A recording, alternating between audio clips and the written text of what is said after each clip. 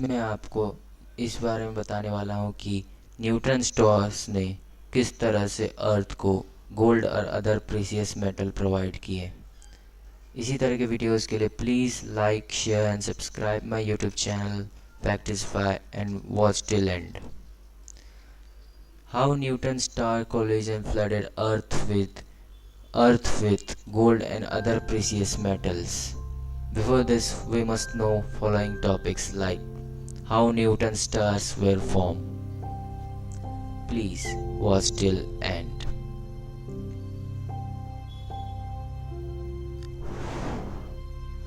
This is how the formation of Newton stars took place. ऐसे ही हुआ है Newton stars का फॉर्मेशन। ये जो कोलाइजन हो रहा है इसके कारण ये बनता है सुपरनोवा, और सुपरनोवा के एक्सप्लोजन से जो बचता है वही है न्यूटन स्टार। आज इसमें टॉपिक होगा what are neutron star, formation of neutron stars, the mass and size and density, how do they die.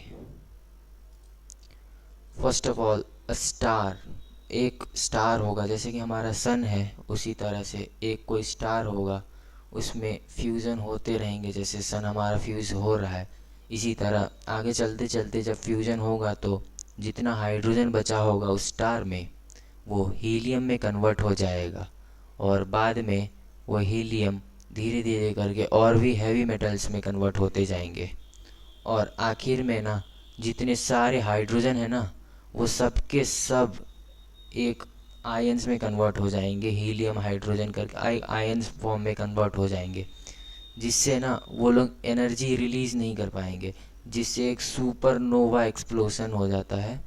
और उससे ये होता है कि जो एक्सप्लोजन होता है उससे जो स्टार का जो सरफेस एरिया है वो सब का सब पूरे स्पेस में बिखर जाता है, और उसका जो अंदर का कोर बचा होता है वो रह जाता है।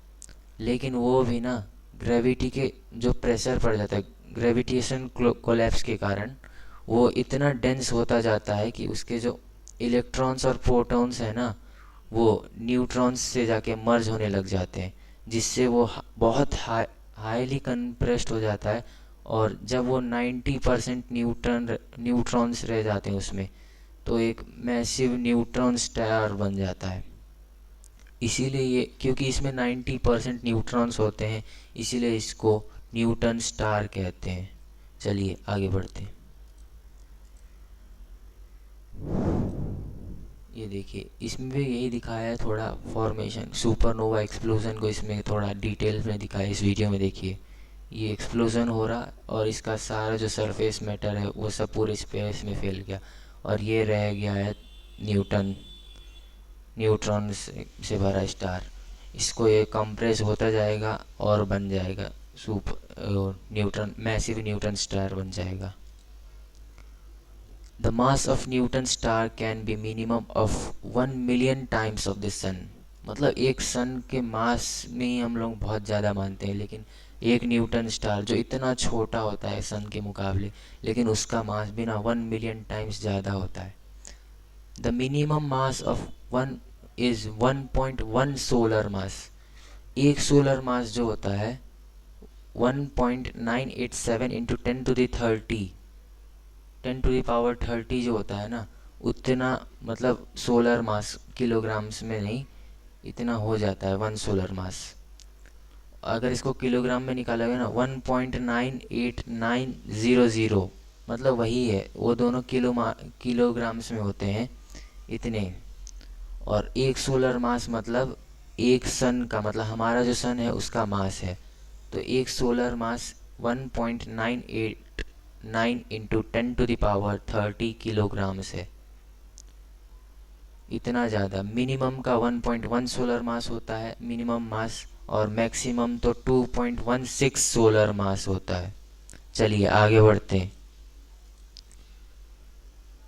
The Newton star has the diameter of approximately 20 to 30 kilometre, मतलब बस 20 से 30 किलोमीटर का डायमीटर होता है एक न्यूटन स्टार का।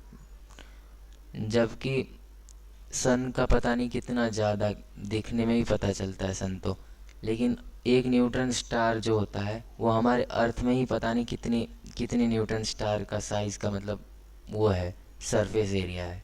लेकिन उसका उसका जो वो है डेंसिटी वो इतनी ज़्यादा है जिसके कारण हमारा अर्थ में वो धंस जाएगा और ज़्यादा हार्मफुल पड़ जाएगा।